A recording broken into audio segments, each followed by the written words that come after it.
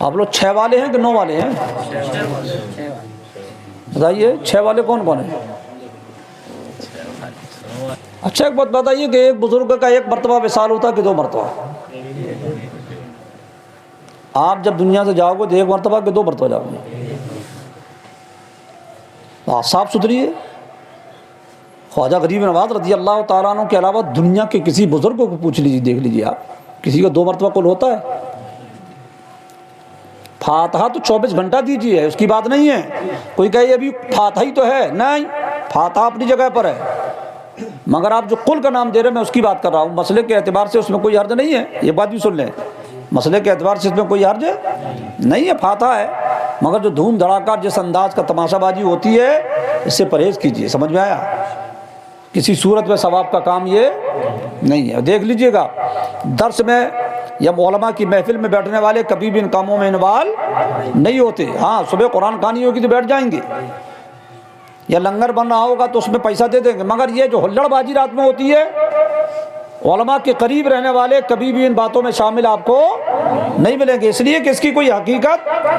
خواجہ صاحب نے 6 رجب کو انتقال فرمایا، کون تاریخ کو؟ کون ٹائم کون سا تھا؟ فجر کا ٹائم تھا بھائی، فجر کا۔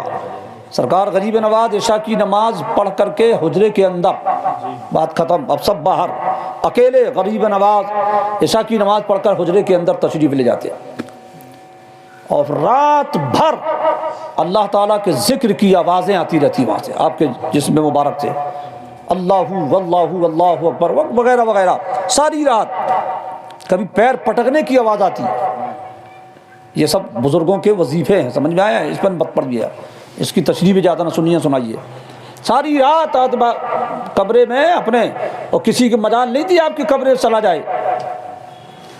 جب آپ باہر نکلتے تھے کمرے سے نا، وہ جلال آپ کے چہرے پر ہوتا، نگاہ میں آپ کے وہ جلال ہوتا تھا، اگر کوئی سامنے اگر آ جائے اس پر آپ کی نگاہ پڑ جائے تو وہ جل کر کے راکھ ہو جائے۔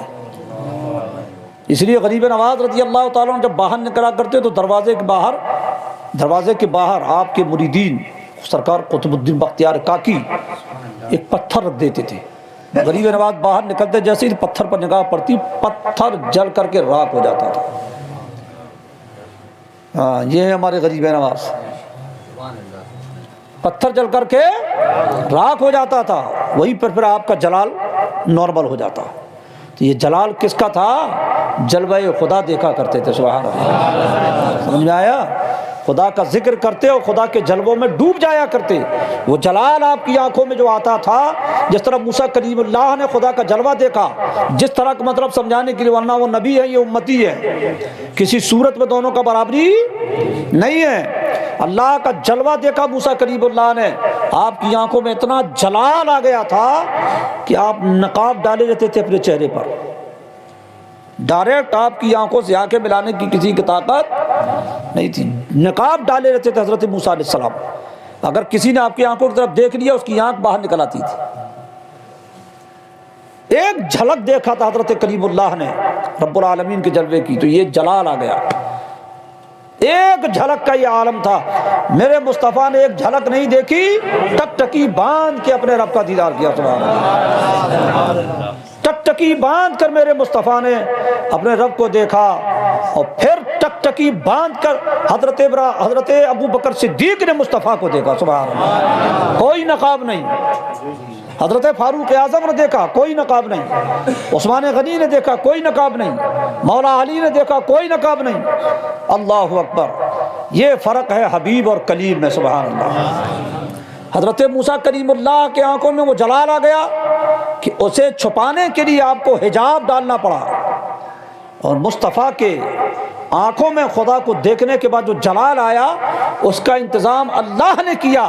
70,000 اللہ تعالیٰ نے مصطفیٰ کے چہرے حسن مصطفیٰ پر اپنی غیرت کے پردے ڈال کر کے دنیا میں بھیجا، سبحان اللہ۔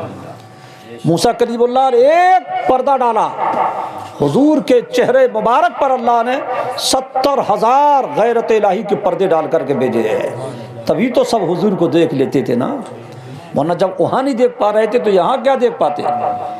تو حضرت خواجہ غریب نواز سرکار رضی اللہ تعالیٰ عنہ حجرے سے باہر آتے تو پتھر جل جاتا، جس دن آپ انتقال فرمائے رات میں تشریف لے گئے اندر، اور فجر کا ٹائم شروع ہونے تک پیر پٹکنے کی آواز آتی رہی، جس طرح کوئی درد سے تڑپ رہا ہو۔